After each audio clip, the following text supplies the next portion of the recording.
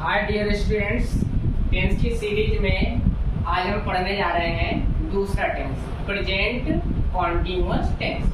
तो सबसे पहले हम वाक्यों की पहचान देख लें कि प्रेजेंट कॉन्टिन्यूअस टेंस के वाक्यों को हम किस प्रकार से पहचानेंगे। क्योंकि वाक्य प्रेजेंट का है तो होना ही है, लेकिन कॉन्टिन्यूअस प्रेजेंट का है, इस वजह से है हूँ, और कॉन्टिन्यूअस में रहा रही रहे, तो दोनों को अगर हम जोड़ेंगे तो वाक्यों की पहचान होगी।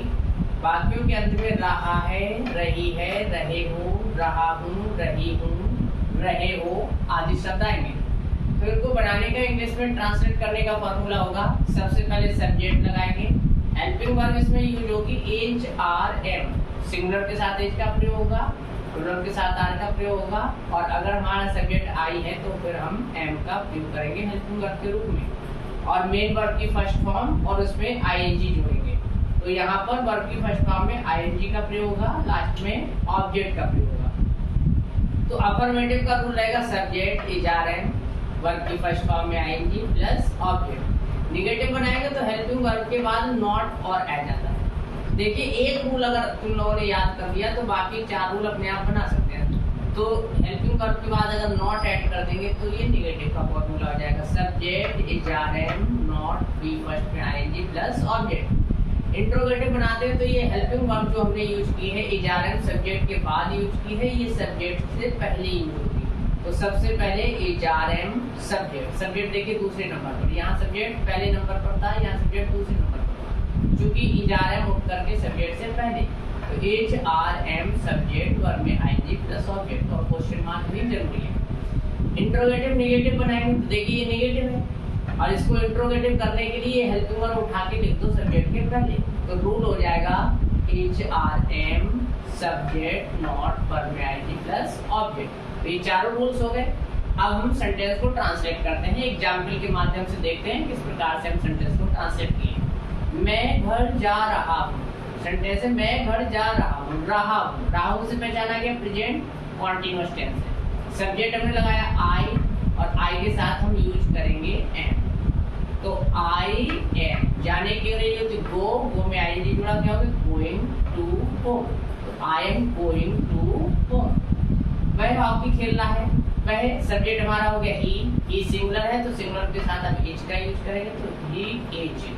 खेल रहा है, खेलने के लिए जो प्ले में आईएनजी जुड़ा, play hockey, he is playing hockey. छात्र पाठ याद कर रहे हैं, स्टूडेंट्स छात्र पाठ याद कर रहे हैं, ज्यादा है एक नहीं है, छात्र पाठ याद कर रहा है। अगर ऐसा होता तो स्टूडेंट, लेकिन रहे हैं यहाँ से क्लियर हो रहा है, छात्र ज्यादा है तो स्टूडेंट्स, स्टूडेंट नहीं लिखेंगे स्टूडेंट्स, प्लूरल नंबर हो गया, प्लूरल नंबर के साथ हम आर का यूज करेंगे। तो स्टूडेंट्स आर याद करना, लर्न और आईएनजी जोड़ा, learning the lesson. Students are learning the lesson.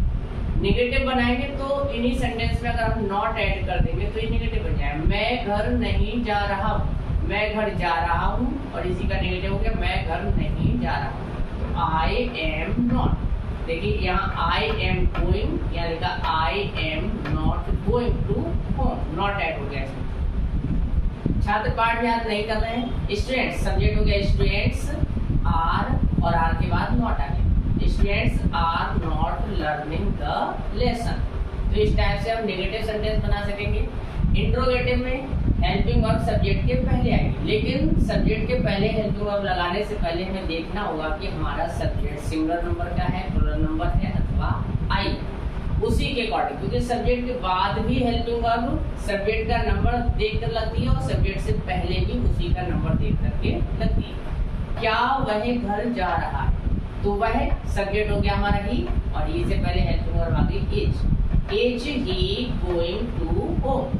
यहाँ देखिए he is going to home, वह घर जा रहा है।